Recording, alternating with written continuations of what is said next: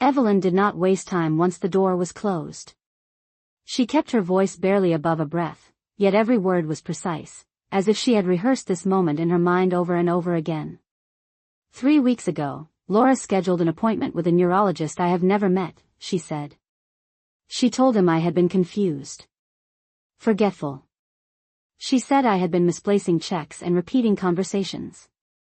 I felt my jaw tighten, but I did not interrupt. Evelyn's eyes remained steady on mine. I was tired that day. I answered slowly. That was enough. He recommended further evaluation. She paused, listening for movement in the hallway, then continued. 2 days later, Laura began handling my mail. She said she wanted to help. Then she began reviewing my bank statements. She said she was worried about fraud. I remembered the folder on the dresser and the way the pen had been placed so carefully on top. Nothing in this house felt accidental. Did you agree to any of it? I asked quietly. Evelyn's mouth curved slightly, not with humor, but with something closer to resolve. I agreed to nothing. But she began telling people I was declining. She repeated it often enough that it started to sound like truth. The words settled heavily between us. I had seen that tactic before, though in smaller ways. After my husband passed, there had been whispers about whether I should sell my house because it was too much for one person. Suggestions that perhaps I should move closer to Ethan, even though he had not once offered a spare room. Concern, carefully packaged, often hides an agenda. They met with an attorney this morning, Evelyn continued. That is why you are here. They are preparing documents to request temporary guardianship. If a judge believes I am unable to manage my affairs, Laura becomes the legal decision-maker. I felt a cold clarity wash through me. Guardianship meant control. Control meant access. Access meant everything. Your accounts, I said. She nodded once. My house. My investments. The small trust once set aside for my grandchildren. She swallowed carefully, conserving strength. Laura believes she is protecting what will eventually be hers. I thought of Ethan standing on the porch, avoiding my eyes. I thought of the way he had said, "We just need a few hours, Mom," as though he were asking me to water plants. He had not once stepped into the bedroom to say goodbye before leaving. How long have you known? I asked. Since the second appointment, Evelyn replied. I began pretending. I answered questions incorrectly on purpose. I let my hands tremble when Laura watched. I allowed her to believe what she wanted. There was no panic in her voice. Only strategy. I studied her face, the faint lines at the corners of her eyes, the strength that had not diminished with age. Why not confront her? I asked. Evelyn gave a small, tired breath that might have been a laugh. Because accusation without proof becomes confirmation of instability. If I protest too strongly, it supports her claim that I am confused or emotional. She was right. The narrative had already been written. An elderly woman in decline. A devoted daughter stepping in to manage affairs. It was a story people accept without question because it feels familiar. So you need proof, I said slowly. And you need a witness. Her gaze softened slightly. Yes. I felt the weight of what she was asking. I was not simply sitting with a friend who had opened her eyes. I was stepping into something deliberate and potentially damaging to my own son's reputation. I thought of Ethan as a boy, standing in the kitchen at 10 years old, insisting he had not broken the lamp even though the evidence lay in pieces on the floor. I had taught him that honesty matters more than convenience. Somewhere along the way, that lesson had shifted. What do they believe is happening right now? I asked. They believe you are kind, Evelyn said. They believe you will sit quietly, perhaps cry a little, and tell them how tragic this all is. The truth of that stung more than I expected. I had built a reputation on patience, on stepping aside to keep peace. It is a role older women are often given and rarely question. And if I do not? I asked. Evelyn's eyes sharpened again. Then we gather everything. Every conversation. Every document. We let them speak freely while they believe I cannot hear. I glanced toward the nightstand where the monitor blinked steadily. Is that machine real? I asked. It measures nothing significant, she replied. Laura rented it to make the room look convincing. Of course she did. The performance extended beyond words into props and lighting. I stood and walked to the dresser, lifting the top sheet from the folder without removing it entirely. I saw printed drafts of legal language, references to incapacity, phrases about protecting assets.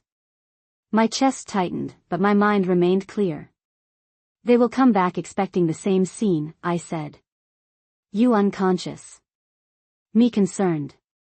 Evelyn nodded. And that is exactly what they will find. I returned to the chair and leaned closer. Tell me everything they have said in this room, I said. Every detail.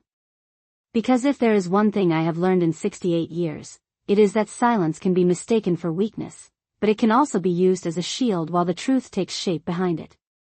And in that quiet bedroom, with the curtains half drawn and the clock ticking steadily in the hall, two women who had been underestimated began to plan. Laura returned just before sunset. I heard the crunch of tires on gravel and the faint slam of the car door long before the front key turned in the lock. Evelyn's eyes closed smoothly, her breathing shifting into the same measured rhythm she had perfected. I stepped back into my chair and lowered my gaze, allowing my shoulders to soften as if the afternoon had drained me. By the time Laura's heels crossed the hallway tile, the room looked exactly as she had left it. How is she? Laura asked, her voice hovering between concern and calculation. She did not look at her mother first. She looked at me.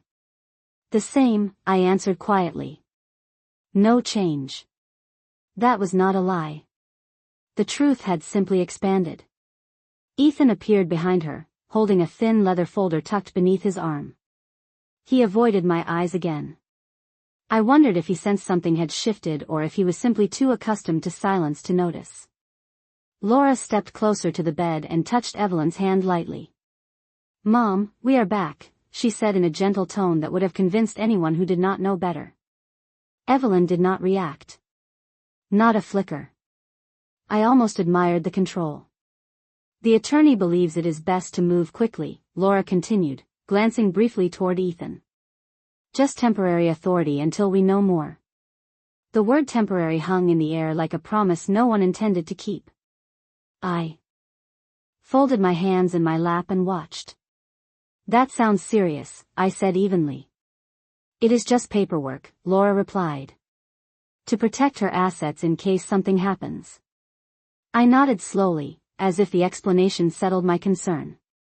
That makes sense, I said. Ethan shifted his weight from one foot to the other. We are only thinking about what is best, he added. I studied his face, searching for the boy I once knew. There was hesitation there, but it was thin, like fog that disappears under direct light. Laura opened the leather folder and removed several stapled pages. She did not hand them to me. Instead, she placed them on the dresser beside the existing stack. The court will need documentation of her condition, she said. Doctor reports. Statements. Her eyes flicked toward the monitor, as if reminding me of the performance. I leaned forward slightly. Has another doctor evaluated her? I asked. Laura hesitated for half a second too long. We have scheduled one, she said. Early next week. I nodded again, storing the detail carefully. Ethan stepped closer to the bed, clearing his throat. Mom has been declining for months, he said quietly, though he was not speaking to Evelyn. He was speaking to me. You have not seen her often. The implication was gentle but sharp. I had not been present enough to notice the signs. I allowed the remark to pass without defense. I see, I said. Silence filled the room. The clock in the hallway ticked steadily, marking each second with quiet insistence. Laura reached for her purse and removed her phone, tapping the screen quickly before slipping it back inside. I wondered how many messages she had sent that afternoon, How many conversations had unfolded while Evelyn lay listening. "We might need you to stay another night," Laura said, smoothing the blanket near her mother's shoulder. "Just until everything is filed." I met her gaze calmly. "Of course," I said. "Family helps family." The words tasted different now. Laura smiled, satisfied, and closed the folder again. "Thank you," she replied. "It means a lot." But her tone suggested relief, not gratitude. Ethan glanced at his watch. "We should let her rest," he said. Laura nodded and gestured for me to follow them into the hallway. Once outside the bedroom, she lowered her voice. "We are trying to prevent complications," she said. "If Mom loses capacity entirely, decisions become messy." I studied her expression, the controlled urgency behind her eyes. "And you believe she has already lost capacity?" I asked. Laura pressed her lips together briefly. "It is not about belief. It is about preparation." Ethan placed a hand lightly on her arm, signaling the conversation had gone far enough. "We appreciate you being here," he said to me, his voice softer now. I nodded again. "I will sit with her," I replied. They moved toward the kitchen, their voices blending into low murmurs I could not fully hear. I remained in the hallway for a moment longer, absorbing the rhythm of the house. The refrigerator hummed. Water ran briefly in the sink. A cabinet door closed. Ordinary sounds layered over something anything but ordinary. When I returned to the bedroom, I closed the door carefully behind me. Evelyn's eyes opened almost instantly. "Did they bring the documents?" she whispered. I nodded once. "They believe everything is proceeding exactly as planned," I said. Evelyn's gaze sharpened with quiet resolve. "Good," she murmured. I pulled the chair closer again and leaned in, lowering my voice to match hers. "They are moving faster than I expected," I said. "We need to move faster too." Outside, the last light of day slipped through the curtains, casting long shadows across the floor. The house appeared peaceful from the street, no different from any other on the block. But inside that bedroom, beneath the steady blinking of a rented machine, the story Laura intended to tell was beginning to fracture. And for the first time since I had stepped through the front door that afternoon, I understood that silence was no longer simply endurance. It was preparation. That night, I did not sleep. I remained in the chair beside Evelyn's bed long after the house went quiet, listening to the faint creaks that old wood makes when temperatures shift and pipes cool. Around 11:30, I heard Laura's bedroom door close upstairs, followed by the muted rhythm of footsteps crossing the floor. Ethan's heavier stride moved more slowly. Eventually even those sounds disappeared, and the house settled into a silence that felt earned. Evelyn opened her eyes again, this time without urgency, only focus. "They always talk after midnight," she whispered. "In the kitchen." I checked the small clock on the nightstand. 12:15. "Do they come in here?" I asked. "Not once they believe I am fully unconscious," she replied. I stood carefully and moved toward the door, opening it just enough to hear beyond the hallway. Faint voices drifted upward from the first floor, softened by distance but distinct enough to recognize patterns. I could not make out every word, but I heard phrases that did not belong in a sickroom conversation. Timeline. Transfer. Before the evaluation. The words settled into place like pieces of a puzzle I had not realized was already forming. I returned to the chair and leaned closer to Evelyn. "They are discussing dates," I said quietly. Her expression did not change. "Then we do not have long," she replied. I studied the folder still resting on the dresser. Earlier, I had only glanced at it. Now I crossed the room and lifted it fully into my hands. The pages were neatly clipped, the language formal and detached. Petition for temporary guardianship. Statement of diminished capacity. Authorization to manage financial accounts. I read each line slowly, my pulse steady but deliberate. The doctor referenced in the draft was not the neurologist Laura had mentioned. It was a general practitioner from another county, someone whose name meant nothing to me. Have you seen this physician? I asked. Evelyn shook her head almost imperceptibly. No, that answer alone told me more than any accusation could.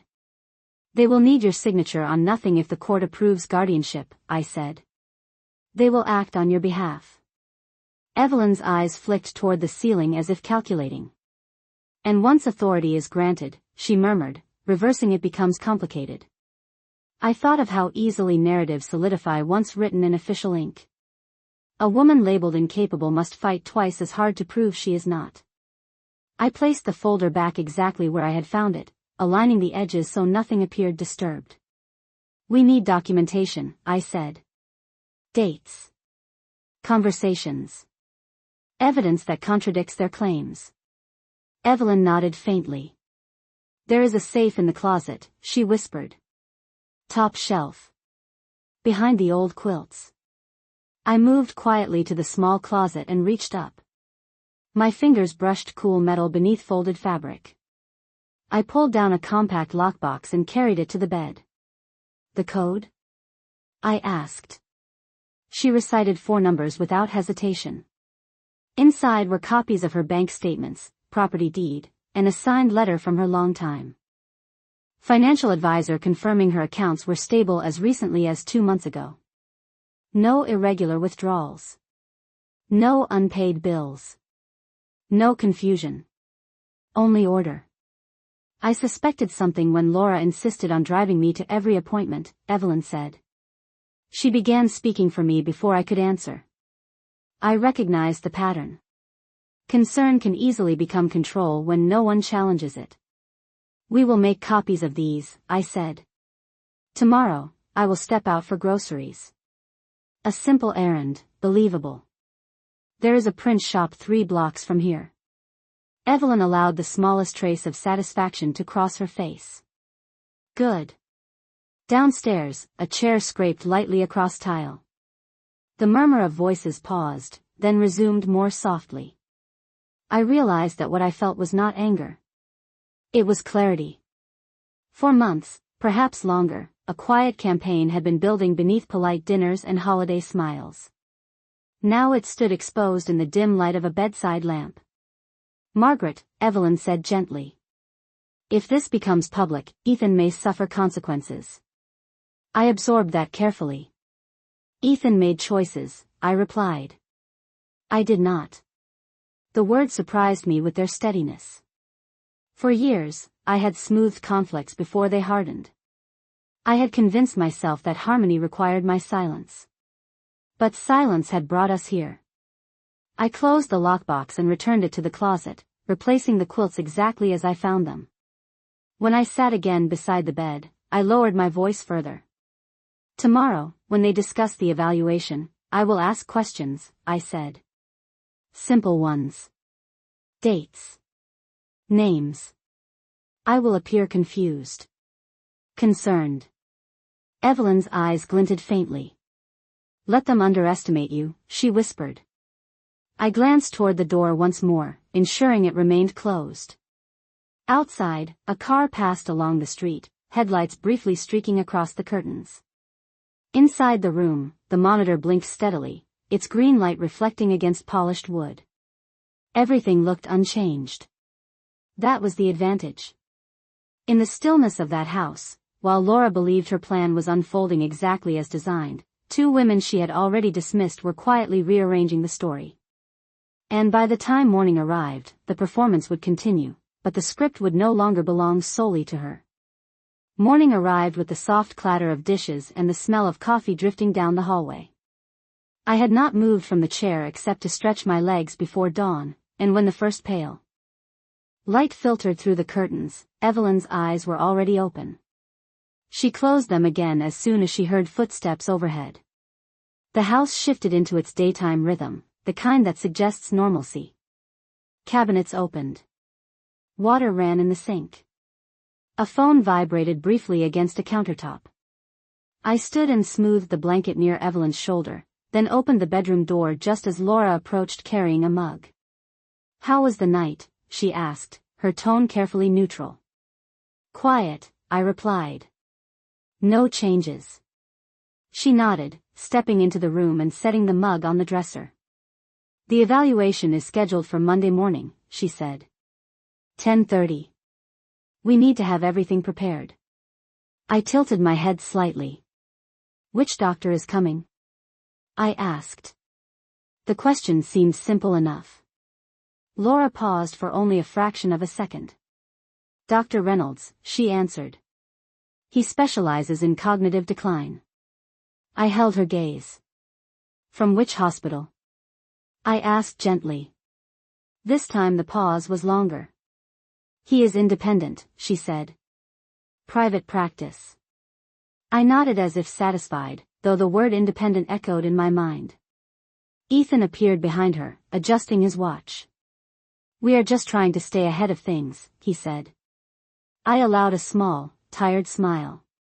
Of course, I replied. Preparation is wise. Laura studied me for a moment, perhaps searching for resistance. Finding none, she relaxed slightly. I am going to make some calls, she said. Let me know if anything changes. When they moved back down the hallway, I waited until their voices blended with the sound of the television in the living room before closing the bedroom door again. Evelyn opened her eyes. Monday, she whispered. I nodded once. We have less than 72 hours. I reached into my purse and removed my phone, lowering the brightness so it would not cast light under the door. I will step out in an hour, I said. Groceries. Evelyn gave a faint nod. There is a small digital recorder in the top drawer of the desk, she added. Laura does not know about it. I crossed to the desk and opened the drawer carefully. Beneath neatly stacked envelopes lay a slim device no larger than my palm. I slipped it into my sweater pocket. We will use this tonight, I said quietly. When they speak freely. Evelyn closed her eyes again, conserving strength. I returned to the chair and listened to the house, memorizing its patterns. Around 9:15, Laura's voice rose slightly in the kitchen. If we file before the evaluation, it strengthens the case, she said. Ethan's reply was too low to catch fully, but I heard the words risk and delay. I memorized those as well. At 10 o'clock, I stepped into the hallway with my purse over my shoulder. I am going to pick up a few things, I called toward the living room. Milk. Bread. Laura appeared quickly. You do not need to do that, she said. We have enough. I smiled gently. I prefer to keep busy, I answered. It helps. She hesitated, then nodded. All right. Do not be long. The drive to the print shop took less than 5 minutes. The sky was clear, the kind of bright blue that makes everything look deceptively simple. Inside the shop, the hum of machines and the faint scent of toner filled the air. I fed the copied bank statements and the letter from Evelyn's advisor into the scanner, watching each page appear crisp and official. I printed 2 full sets and slipped them into a plain manila envelope. I also printed a short summary of dates Evelyn had recited to me the night before, organizing them in careful order. Facts. Nothing emotional. Just facts. When I returned to the house, Laura met me at the door. Everything okay? She asked. Yes, I replied. Very. I walked past her calmly and back into the bedroom. Once inside, I locked the door under the pretense of adjusting the handle. Evelyn opened her eyes. I placed the envelope beneath the mattress on my side of the bed frame, hidden but accessible. We are no longer reacting, I said quietly. We are documenting. Evelyn's gaze softened with something that resembled relief. Outside the room, I heard Ethan's voice again, this time sharper. We cannot wait too long, he said. Laura responded in a whisper I could not fully hear, but I caught the word control. I reached into my pocket and touched the edge of the recorder, feeling its solid shape against my fingers. Tonight, I murmured. Evelyn closed her eyes once more as footsteps approached. I moved back into the chair and folded my hands, the picture of patient endurance. When Laura opened the door to check on us, she found exactly what she expected. A quiet room. A still body. A compliant woman keeping watch. She did not see the envelope hidden inches away or the resolve that had settled firmly into place. She did not realize that every word spoken in this house was no longer drifting into silence. It was being gathered, organized, and prepared. And as the morning light shifted across the floorboards, I understood that the performance would continue, but so would our preparation, steady and deliberate, until the moment arrived when the truth would no longer need to whisper. That evening, the house felt heavier, as if the walls themselves were listening. Laura prepared dinner with unusual care, the scent of roasted chicken and rosemary drifting through the hallway, while Ethan set the table with mechanical precision. I remained in Evelyn's room until Laura called softly, "Margaret, you should eat." I glanced at Evelyn. Her eyes stayed closed, her breathing steady and convincing. I slipped the small digital recorder from my pocket and pressed it on, tucking it beneath the loose lining of my sweater before stepping into the hall. At the table, Laura poured iced tea into tall glasses, the ice clinking against the sides. "Dr. Reynolds confirmed Monday at 10:30, she said, slicing her chicken neatly. "Once we have his assessment, the petition should move quickly." I nodded as if the information merely passed through me. "How long does the court usually take?" I asked, keeping my tone gentle and almost uncertain. Ethan swallowed before answering. "It depends. Sometimes a few days. Sometimes sooner if there is urgency." Laura gave him a brief look, then turned back to me. "There is urgency," she said firmly. "If something were to happen to Mom before authority is established, accounts could be frozen. Bills delayed." I tilted my head slightly. "Are there unpaid bills?" I asked. Laura's fork paused midair. "No," she replied. "But it is about preventing complications." I lowered my gaze to my plate, letting silence stretch just long enough to feel natural. "You mentioned filing before the evaluation," I said quietly. "Would that not appear premature?" Ethan shifted in his chair. Laura answered quickly. "It strengthens the case," she said. "It shows initiative." The word initiative sounded almost rehearsed. I took a small sip of tea. "And the doctor you chose," I continued, as though seeking reassurance. "He has worked with you before?" Laura's expression tightened for an instant. "He is reputable," she said. "That is what matters." The conversation drifted to safer topics after that, but I did not need more. The recorder rested silently against my side, capturing each careful justification. When dinner ended, Ethan excused himself to take a call on the porch. Laura remained at the table, stacking plates with deliberate movements. "You understand we are doing this for stability," she said without looking at me. I folded my napkin slowly. "Stability is important," I replied. "Especially when narratives begin to take shape." She paused at that, then forced a small smile. "Exactly." Later, when the house quieted again and bedroom doors closed upstairs, I returned to Evelyn's room and locked the door softly. Her eyes opened immediately. I removed the recorder and placed it on the nightstand between us. "They spoke freely," I said. Evelyn listened as I replayed portions of the conversation at low volume. Laura's voice, calm and composed, filled the small space. Words like urgency and strengthen the case repeated clearly. Ethan's hesitation was there too, thin but audible. When the recording ended, Evelyn inhaled slowly. "That will matter," she whispered. I nodded. "Tomorrow, I will ask about the filing date again." More directly. Evelyn's gaze sharpened. "Careful," she said. "Too much pressure may alert them." I understood. There is a balance between curiosity and suspicion. "Then I will appear concerned," I said. "Not challenging. Just worried." I retrieved the envelope from beneath the mattress and added a handwritten note summarizing tonight's conversation, including the exact time it occurred. Facts. Always facts. I returned the envelope to its hiding place and slipped the recorder into the drawer beneath the desk.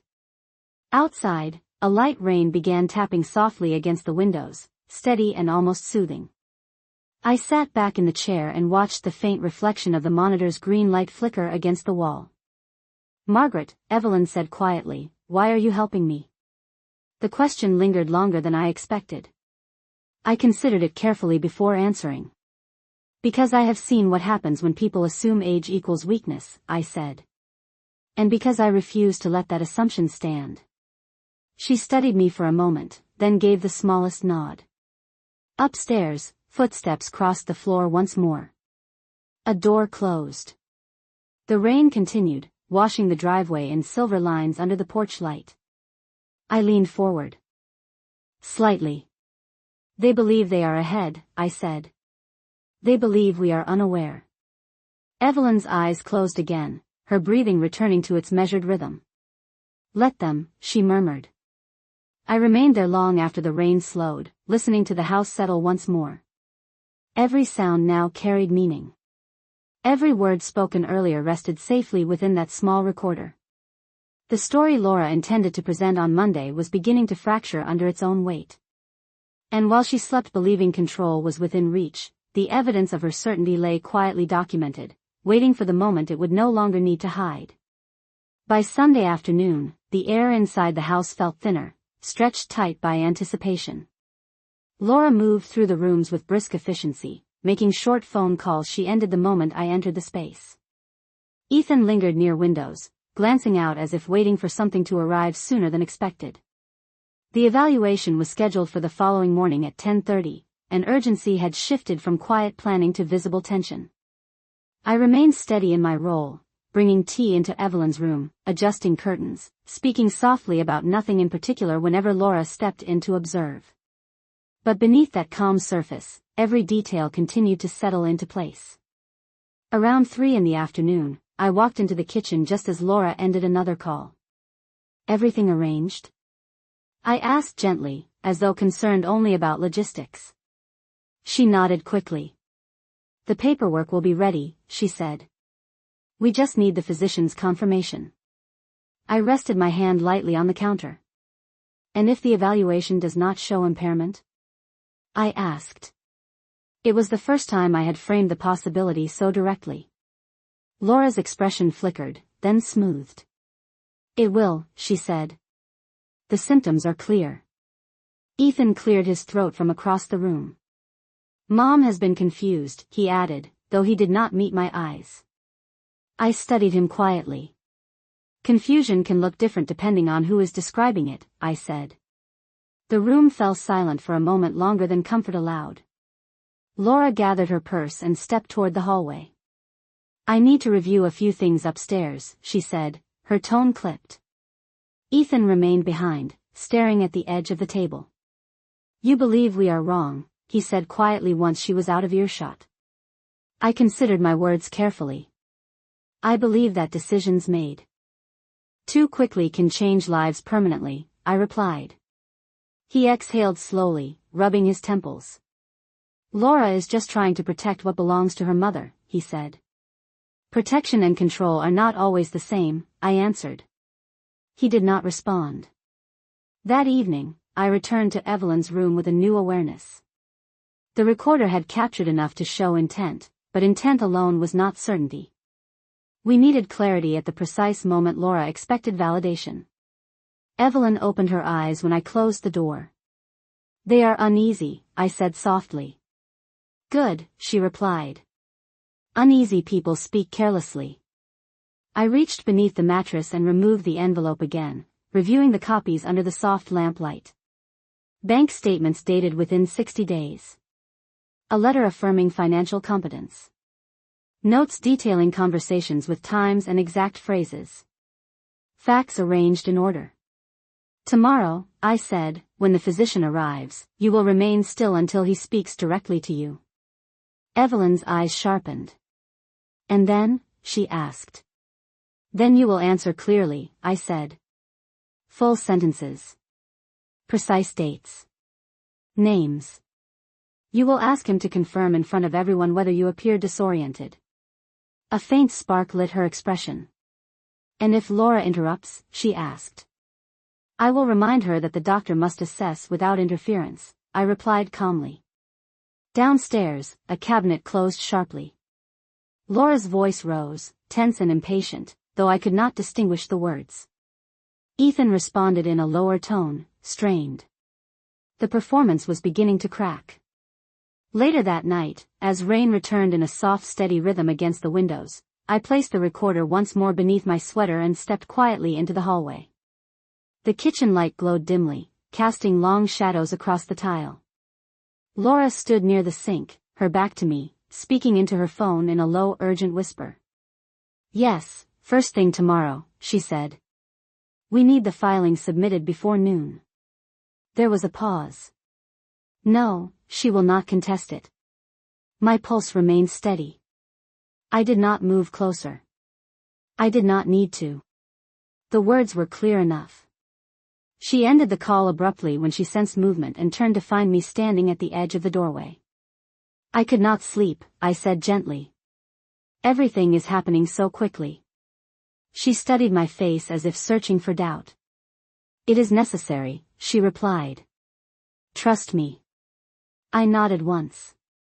I trust. Clarity, I said quietly, then returned to the bedroom. When I replayed the recording for Evelyn, the sentence echoed in the small room. She will not contest it. Evelyn closed her eyes, not in weakness, but in focus. Tomorrow, she whispered, they will learn the difference between assumption and reality. I sat back in the chair and listened to the steady ticking of the clock in the hallway. 10:30 in the morning felt both close and distant, like a line drawn across the floor that no one had yet stepped over. Laura believed the evaluation would confirm the story she had already written. Ethan believed compliance would keep peace.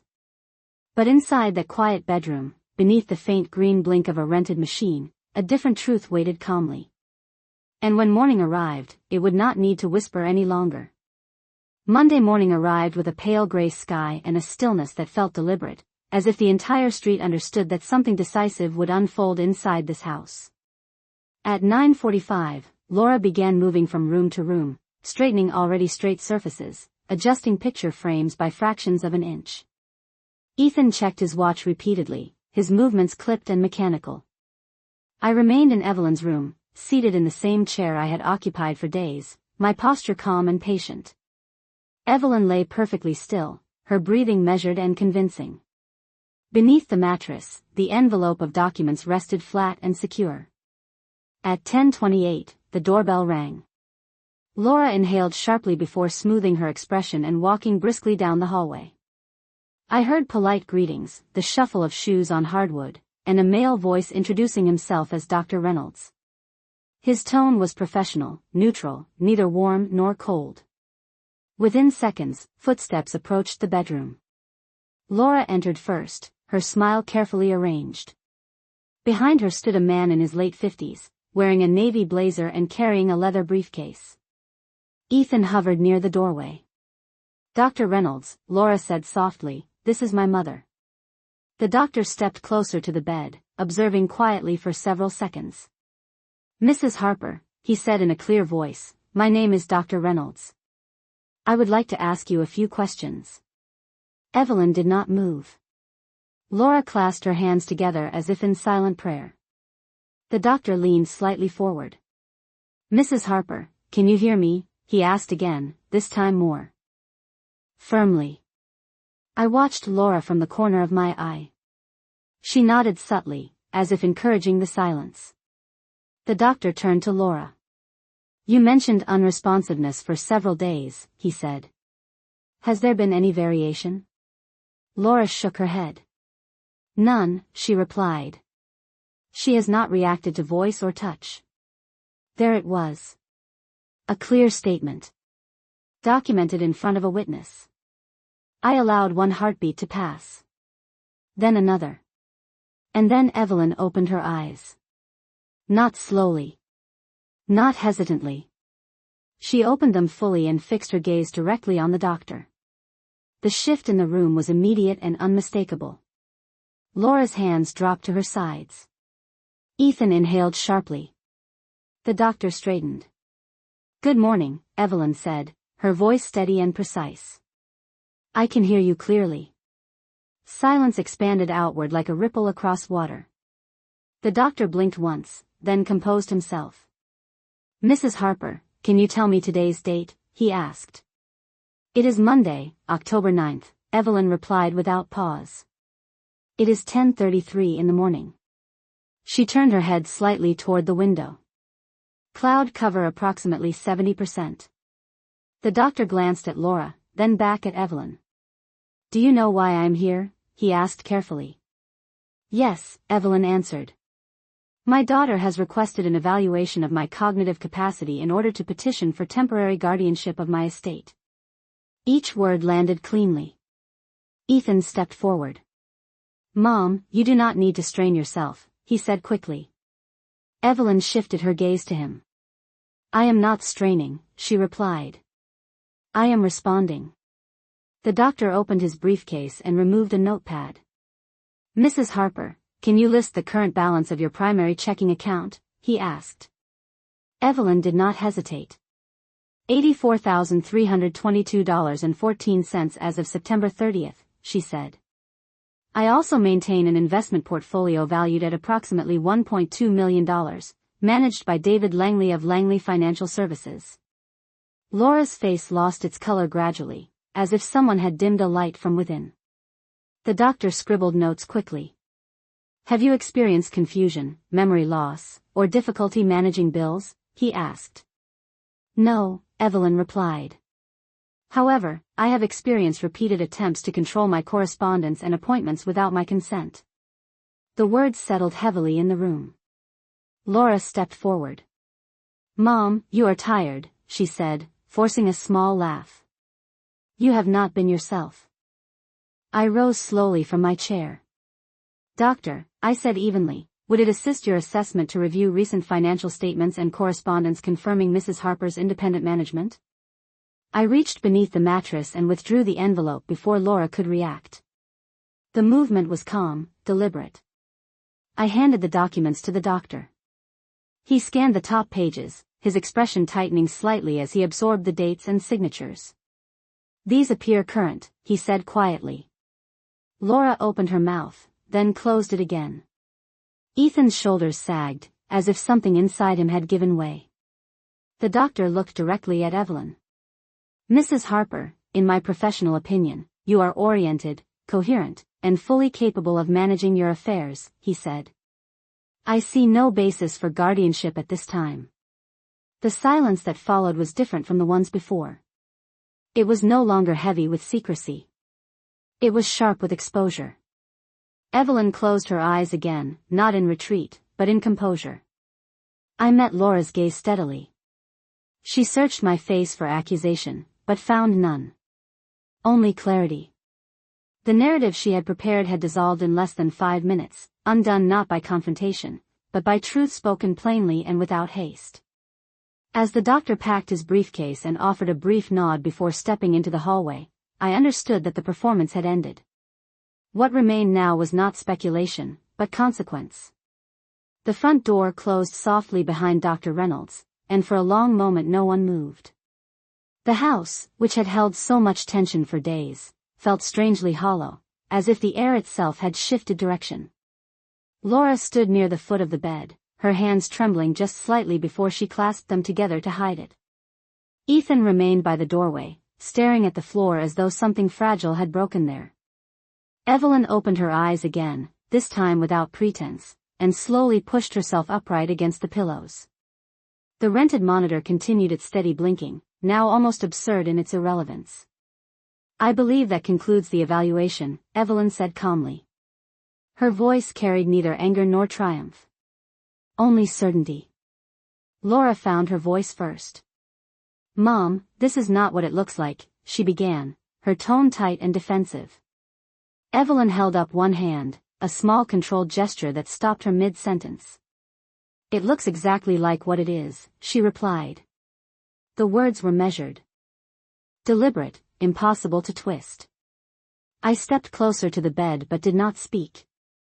This was no longer my moment to guide. It was Evelyn's. Ethan finally lifted his gaze. "We were trying to protect you," he said quietly. "From what?" Evelyn asked. From managing my own finances? From answering simple questions? The silence that followed felt heavier than any raised voice could have been. Laura's composure began to fracture. You have been forgetting things, she insisted. You repeated the same story twice last month. Evelyn regarded her steadily. Repetition is not incapacity, she said. It is aging. And aging does not grant anyone the right to erase me. The simplicity of that truth seemed to settle into the room like a final stamp of authority. I reached into my sweater pocket and removed the recorder, placing it gently on the nightstand. There are additional conversations that may clarify intent, I said quietly. Laura's eyes widened slightly. You recorded us? She asked, her voice rising. In a home where I was told I was incapable of understanding, Evelyn replied, clarity became necessary. Ethan exhaled slowly, his shoulders dropping as if the weight of denial had finally become too heavy to carry. Laura, he said under his breath, this has gone too far. Laura turned toward him sharply. I was thinking about the future, she said. About security. Evelyn's gaze softened, but only slightly. Security built on deception is not security, she answered.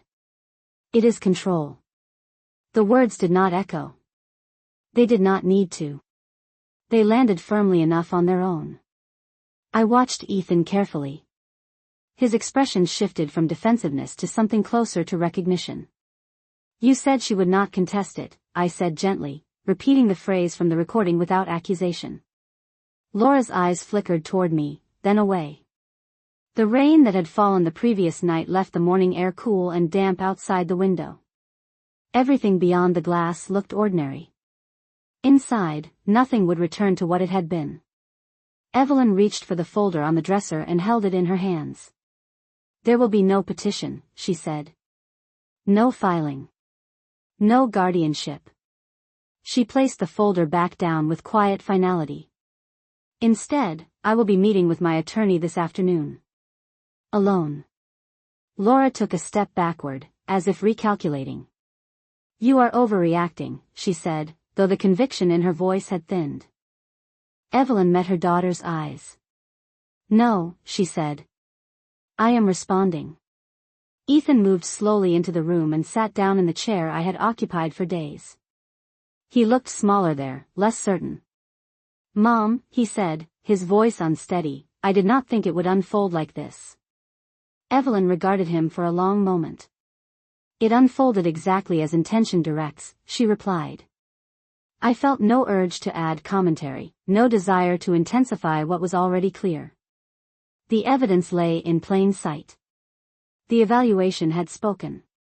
The narrative had collapsed.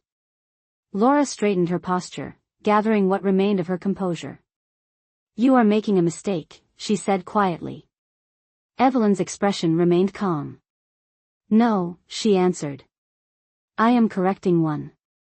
Outside the bedroom, the house felt larger, as if walls had shifted back into their rightful place. Ethan stood slowly and walked toward the hallway without another word. Laura followed a moment later, her footsteps sharp against the wood floor. When the door closed behind them, Evelyn leaned back against her pillows and released a long controlled breath. I stepped forward and adjusted the blanket near her shoulder. You did not raise your voice, I said softly. A faint smile touched her lips. Power rarely needs to, she replied. The rented monitor blinked one final time before I reached over and unplugged it from the wall. The green light faded instantly. And in that quiet room, where silence had once been mistaken for weakness, it now stood as something entirely different. Clarity.